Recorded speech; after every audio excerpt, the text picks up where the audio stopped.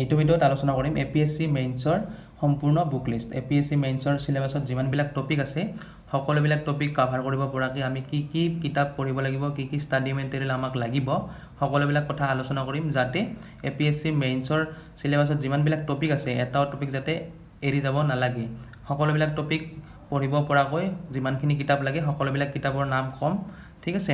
প্ৰত্যেকটা সাবজেক্টৰ আগত কিতাপৰ নামবিলাক কৈ যাম, আপোনালোকৰ যাতে সুবিধা হয় সিৰিয়েলি বস্তুবিলাক বনাই দিছোঁ বঢ়িয়াকৈ, ঠিক আছে। এতিয়া আৰু শেষত APSC প্ৰিপাৰেশ্যনৰ কাৰণে মানে মেইনছৰ প্ৰিপাৰেশ্যনৰ কাৰণে কি কি ষ্ট্ৰেটেজি, কি কি টিপছ ফ'ল' কৰিলে আপোনাৰ প্ৰিপাৰেশ্যন সোনকালে হ'ব বা সহজতে হ'ব সেইবিলাক বিষয়ে আলোচনা কৰিম। ভিডিঅ'টো শেষলৈকে চাই থাকিব। প্ৰথমতে আমি কিতাপবিলাক চাই লওঁ, ঠিক আছে, তাৰপিছত টিপছবিলাক চাম।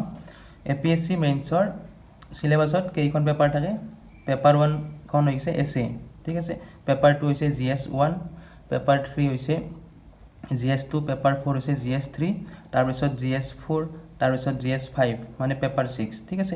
তাৰপিছত পেপাৰ 7 আৰু পেপাৰ 8 কি থাকে? আপুনি যে অপশ্যনেল ছাবজেক্ট ল'ব তাৰ পৰা দুখন পেপাৰ থাকে, পেপাৰ 7 আৰু পেপাৰ 8, ঠিক আছে।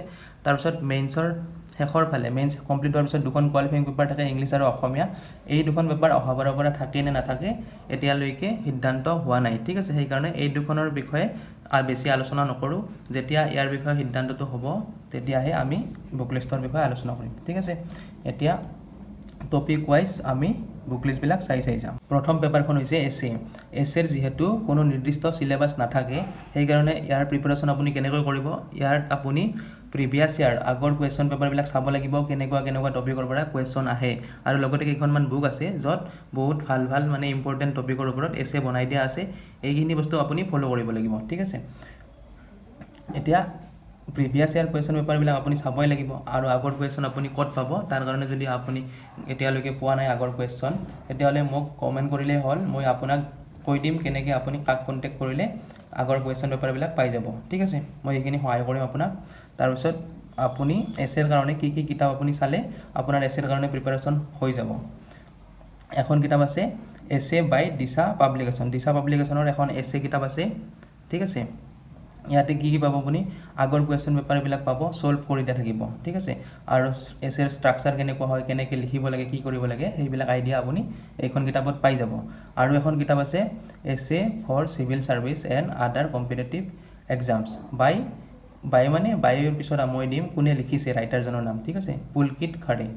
ইয়াতে আপুনি এছে কেনেকুৱা হয়, কেনেকৈ লিখিব লাগে এইখিনি আইডিয়া পাই যাব। আৰু কিছুমান ইম্পৰ্টেণ্ট টপিকৰ পৰা তেওঁলোকে এছে বনাই কিনে লিখি সেই কিতাপখন সাজু কৰি থৈছে, ঠিক আছে।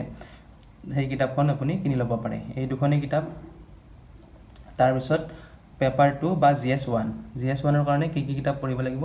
GS 1ৰ মেইন টপিক হৈছে Indian history, heritage, culture and society, geography of India and world, ঠিক আছে। ইয়াৰ কাৰণে কি কি কিতাপ লাগিব?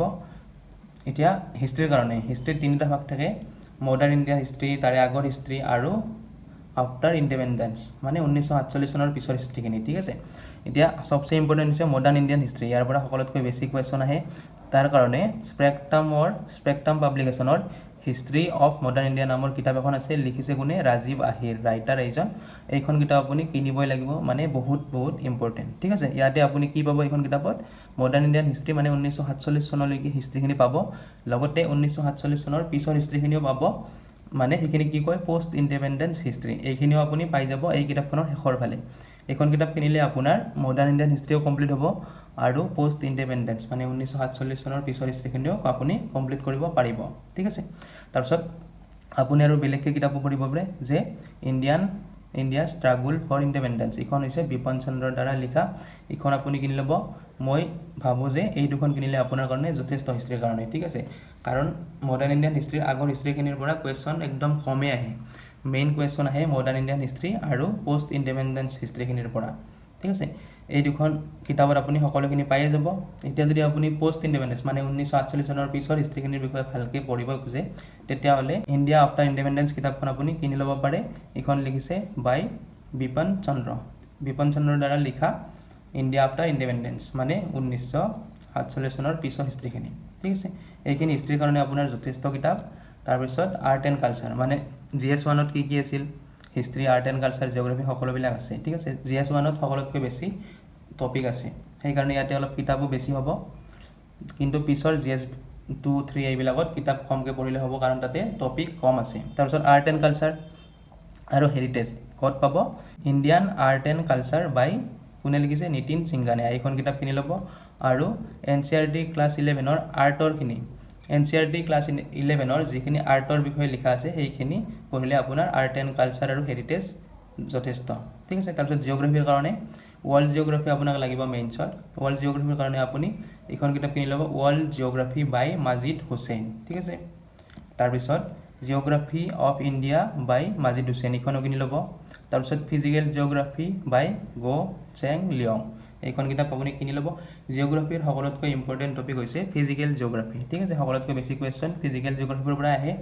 তাৰপিছত আৰু এখন মষ্ট ইম্পৰ্টেণ্ট কিতাপ হৈছে অক্সফৰ্ডৰ পাব্লিকেশ্যনৰ ষ্টুডেণ্ট এটলাছ। এইখন কিতাপত সম্পূৰ্ণ মেপবিলাক দিয়া আছে, গোটেই পৃথিৱীৰ, গোটেই দেশৰ, গোটেই ৰাজ্যৰ সকলোবিলাক মেপ দিয়া আছে, বহুত ধুনীয়াকৈ দিয়া আছে। দুখন ডাঙৰ ডাঙৰ মেপ ইয়াৰ ভিতৰত, কিতাপখনৰ ভিতৰত ফ্ৰীও থাকে, এই দুখন যাতে আপুনি ৱালত লগাই ল'ব পাৰে, পঢ়া টেবুলত লগাই ল'ব পাৰে। ঠিক আছে।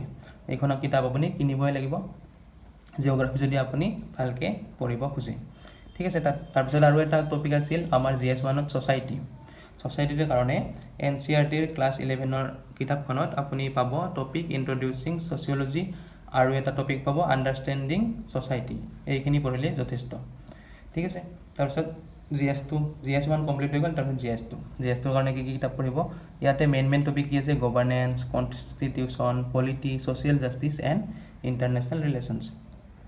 এতিয়া ভাগ কৰি দিছোঁ। গভাৰ্নেন্স, পলিটি আৰু কনষ্টিটিউশ্যনৰ কাৰণে Indian polity by M Lakshmikanta. ঠিক আছে। ইয়াতে আপোনাৰ কাভাৰ হ'ব পলিটি আৰু কনষ্টিটিউশ্যন, মানে আমাৰ সংবিধানৰ সকলোবিলাক বস্তু কাভাৰ হ'ব Indian polity by M Laxmikanth কিতাপখনত। ঠিক আছে।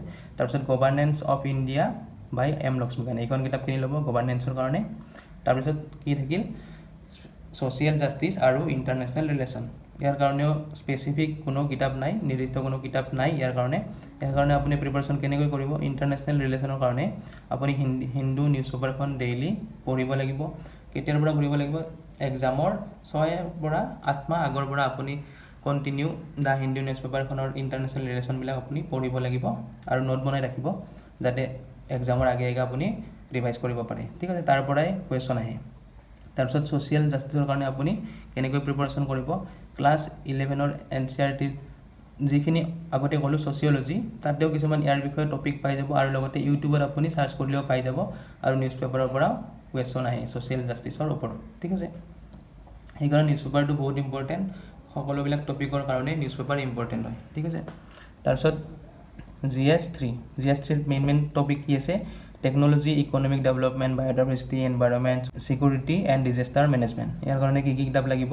ইণ্ডিয়ান ইকনমিৰ কাৰণে ৰমেশ সিঙৰ দ্বাৰা লিখা ইণ্ডিয়ান ইকনমি কিতাপখন ভেৰি ভেৰি ইম্পৰ্টেণ্ট। তাৰপিছত ছায়েন্স এণ্ড টেকন'লজিৰ কাৰণে আচলতে নিউজ পেপাৰ চালে হৈ যাব, যিখিনি টেকন'লজিৰ বিষয়ে থাকে নিউজ পেপাৰত তাৰ পৰাই কুৱেশ্যন আহে। ঠিক আছে। যদি আপোনাক বিশেষকৈ কিতাপ লাগে তেতিয়াহ'লে ছায়েন্স এণ্ড টেকন'লজি বাই ৰবি আগ্ৰৱাৰী, এইখন কিতাপ আপুনি কিনি ল'ব। তাৰপিছত এনভাইৰনমেণ্ট এণ্ড বায়'ডাইভাৰ্চিটি, তাৰ কাৰণে শংকৰ IAS একাডেমীৰ এখন কিতাপ আছে এনভাইৰনমেণ্ট বুলি। ঠিক আছে। কাভাৰত লিখা থাকে শংকৰ IAS একাডেমী এনভাইৰনমেণ্ট। ঠিক আছে। তাৰ নতুন এডিশ্যনখন কিনি ল'ব। আৰু যদি কিতাপ নিকিনে, আপুনি কিনিব নোখোজে, তেতিয়াও হৈ যাব, আপুনি ইউটিউবত পাই যাব, এনভাইৰনমেণ্ট বা বায়'ডাইভাৰ্চিটি বুলি চাৰ্চ কৰিব। ঠিক আছে। ক্লাছ পাই যাব। তাৰপিছত security and disaster management, internal security of India and disaster management by Syed Waqar Raja IPS, এইখন কিতাপ আপুনি কিনি ল'ব। কিতাপখনৰ নামেই এইটো। ঠিক আছে। কোনে লিখিছে? ছায়েদ ৱাকাৰ ৰাজা। তাৰপিছত পেপাৰ 5 বা GS 4, ইয়াৰ মেইন টপিক হৈছে এথিক্স, ইণ্টিগ্ৰিটি আৰু এপ্টিটিউড। ইয়াৰ কাৰণে এখনেই কিতাপ আপুনি পঢ়িলে হৈ যাব। লেক্সিকন হ'ল পাব্লিকেশ্যন, এথিক্স, ইণ্টিগ্ৰিটি আৰু এপ্টিটিউড। কিতাপখনৰ ৰাইটাৰ হ'ল নীৰাজ কুমাৰ। ঠিক আছে। এইখন কিতাপ আপুনি পঢ়িলে হৈ যাব। যদি কিতাপত আপুনি বুজি নাপায়, টপিকবিলাক অলপ টান হয়, তেতিয়াহ'লে ইউটিউবত চাৰ্চ কৰিব এথিক্স, ইণ্টিগ্ৰিটি, এপ্টিটিউড। ঠিক আছে। বঢ়িয়া আপুনি লেকচাৰ পাই যাব হিন্দীত পালে আপুনি অসমীয়াত নিশ্চয় অনুবাদ কৰি ল'ব পাৰিব, নোটছ বনাব পাৰিব। ঠিক আছে। তাৰপিছত general subject paper on Assam, paper 6 বা এই অসমৰ ওপৰত যিখন পেপাৰ আছে APSCৰ মেইনছত এইখনত সম্পূৰ্ণ অসমৰ পৰা আহিব history heritage culture geography governance polity social justice international relation economic development biodiversity environment security and disaster management of Assam মানে সম্পূৰ্ণ অসমৰ ওপৰতে ইয়াৰ কাৰণে আপোনাক কিতাপ কম গোটেইখিনি এনচাৰ আপুনি লিখি আহিব পাৰিব ইয়াৰ কাৰণে মষ্ট ইম্পৰ্টেণ্ট কিতাপ হ'ল আছাম ইয়াৰ বুক ঠিক আছে আপুনি যেতিয়া এক্সাম দিব তাৰে সেই বছৰটোৰ আছাম ইয়াৰ বুকখন কিনি ল'ব যেনেকৈ বৰ্তমান 2022 চলি আছে আছাম ইয়াৰ বুক 2022খন কিনি ল'ব ঠিক আছে তাৰপিছত ইখনৰ পৰাই আপোনাৰ 80% কুৱেশ্যন আহিব বুলি মোৰ আশা এটা আছে ঠিক আছে তাৰপিছত আৰু বেলেগকেও পঢ়িব লাগিব কিন্তু ঠিক আছে an introduction to Assam general knowledge by Shailen Baishya এইখন কিতাপো আপুনি পঢ়িব লাগিব ইয়াতে আপুনি অসমৰ geography history heritage culture environment চব পাই যাব ঠিক আছে তাৰপিছত আমাৰ অসমৰ লোকেল নিউজ পেপাৰবিলাক পঢ়িব লাগিব আছাম ট্ৰিবিউন বা প্ৰতিদিন ইয়াতে নিউজ পেপাৰৰ গোটেইখিনি বস্তু পঢ়িব নালাগে যিখিনি বস্তুত আমাৰ সিকিউৰিটি এণ্ড ডিজাষ্টাৰ মেনেজমেণ্ট এইবিলাক বস্তু আছে এইখিনি পঢ়িলেই হৈ যাব ঠিক আছে বাকী কাৰেণ্ট এফেয়াৰৰ কাৰণে নিউজ পেপাৰ আপুনি হিন্দু বা আছাম ট্ৰিবিউন পঢ়িলে হৈ যাব ঠিক আছে আৰু নিউজ পেপাৰবোৰতে কিছুমান বস্তু লক্ষ্য কৰিব নিউজ পেপাৰৰ সকলোবিলাক টপিক পঢ়িব নালাগে যিবিলাক স্পৰ্টছৰ বিষয়ে থাকে নিউজত সেইবিলাক পঢ়িব নালাগে যিবিলাকত আমাৰ ইকনমিৰ বিষয়ে কিছুমান বস্তু থাকে ঠিক আছে দেশ বিদেশৰ এইবিলাক মুদ্ৰাৰ কথা যিবিলাক ষ্টক মাৰ্কেট এইবিলাকৰ বিষয়ে লিখা থাকে সেইবিলাক বস্তু নিউজত আপুনি পঢ়ি টাইম লছ কৰিব নালাগে ঠিক আছে নিউজত বা এণ্টাৰটেইনমেণ্ট কিছুমান বলিউডৰ বস্তু দিয়া থাকে নিউজত সেইবিলাক বস্তু পঢ়ি লাভ নাই সেইবিলাকৰ পৰা কোনোদিনে কুৱেশ্যন নাহে ঠিক আছে নিউজত আৰু কিছুমান সৰু সুৰা চুৰ হৈছে ডকাইত হৈছে এইবিলাকো নিউজত আহে সেইবিলাক বস্তু কেতিয়াও আপুনি নপঢ়িব নিউজ পঢ়িলে সেইবিলাক পঢ়ি একো লাভ নাই এতিয়া আলোচনা কৰিম তাৰ আগতে চাই লওক অপশ্যনেল পেপাৰৰ কাৰণে পেপাৰ 7 আৰু পেপাৰ 8খন থাকে যিসকলে যি অপশ্যনেল ছাবজেক্ট লয় তাৰ ওপৰত ভিত্তি কৰি বুক লিষ্ট হ'ব তাৰ ওপৰত ভিত্তি কৰি আপোনাৰ চিলেবাছ হ'ব ঠিক আছে আপোনালোকে কমেণ্ট কৰিব আপোনাৰ অপশ্যনেল ছাবজেক্ট কি কিহৰ ওপৰত আপোনাক বুক লিষ্ট লাগে তেতিয়াহ'লে মই ভিডিঅ' বনাই দিম ঠিক আছে আৰু কোৱালিফাইং পেপাৰ নেক্সট টাইমৰ পৰা থাকে নে নাথাকে তাৰো কোনো গেৰাণ্টি নাই এতিয়া ক'ব নোৱাৰি কোৰ্টত কেছ চলি আছে এতিয়া আৰু কিছুমান ইম্পৰ্টেণ্ট কথা কওঁ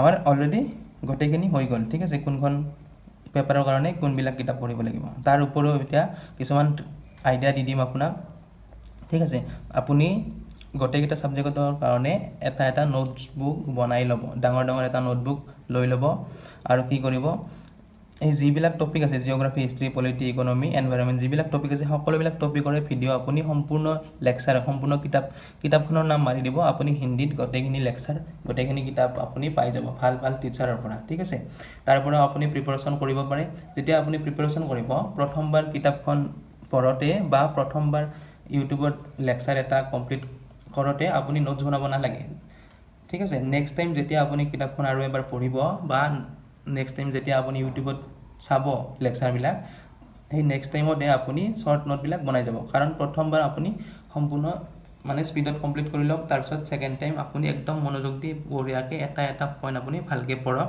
আৰু শ্বৰ্টত আপুনি এই নোটবুকত নোটছ কৰি যাওক ঠিক আছে নোট বনাই যাওক যাতে আপোনাৰ এইটো বস্তু কেতিয়া কামত আহিব যেতিয়া আপুনি মেইনছৰ এক্সাম আহিব আৰু ডেটৰ একমাহমান আগত তেতিয়া আপুনি কিতাপ পঢ়িব টাইম নহ'ব এইবিলাক বস্তু আপুনি ৰিভাইজ কৰিব লাগিব ঠিক আছে তাৰপিছত প্ৰিভিয়াছ কুৱেশ্যনবিলাক আপুনি পঢ়িবই লাগিব চাবই লাগিব সেইবিলাক ছল্ভ কৰিব লাগিব তেতিয়া আপোনাৰ কি হ'ব আপোনাৰ লিখা স্পীড বাঢ়িব আপুনি গম পাব কি বস্তু আপুনি পাৰা নাই আপুনি গম পাব আপোনাৰ ক'ৰ পৰা বেছিক কুৱেশ্যন আহে কোনটো টপিকৰ পৰা বেছিক কুৱেশ্যন আহিব এইবিলাক বস্তু জানাৰ কাৰণে আপুনি প্ৰিভিয়াছ ইয়াৰ কুৱেশ্যন আপুনি চাবই লাগিব ঠিক আছে তাৰপিছত টপাৰ্ছৰ এনচাৰ শ্বীটবিলাক চাব লাগিব তেতিয়া গম পাব আপুনি লিখা নোটছবিলাক যেতিয়া আপুনি প্ৰিভিয়াছ কুৱেশ্যনবিলাক ছল্ভ কৰিব তেতিয়া আপুনি মিলাই চাব টপাৰ্ছৰ নোটবিলাকৰ লগত টপাৰ্ছ নোট ক'ত পাব আপুনি গুগলত মাৰি দিলে হৈ যাব আপুনি পাই যাব প্ৰিভিয়াছ ইয়াৰ কুৱেশ্যনো আপুনি গুগলত পাই যাব নহ'লে মোক কমেণ্ট কৰিব মই ক'ত পাই কৈ দিম আপোনাক ঠিক আছে টপাৰ্ছ নোটবিলাকৰ লগত আপোনাৰ নোটছবিলাক মিলাই চাব আপোনাৰ কি কমি আছে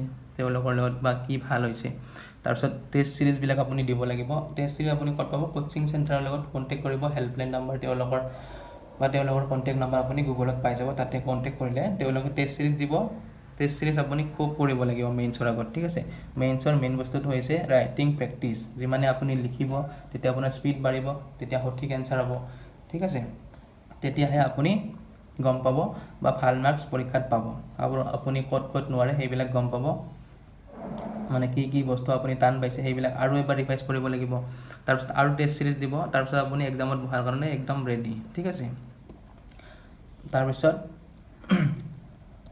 মেইনছৰ অপশ্যনেল ছাবজেক্টৰ বিষয়ে পিছত আলোচনা কৰিম আপুনি যদি কমেণ্ট কৰে কি লাগে কি নালাগে কিহৰ ওপৰত লাগে তাৰপিছত কোৱালিফাইং পেপাৰ এতিয়ালৈকে ক্লিয়াৰ হোৱা নাই ক্লিয়াৰ হোৱাৰ পিছত মই চিলেবাছ দি দিম যদি থাকে নেক্সট টাইমৰ পৰা অ'কে আজিৰ কাৰণে এইখিনি থেংক ইউ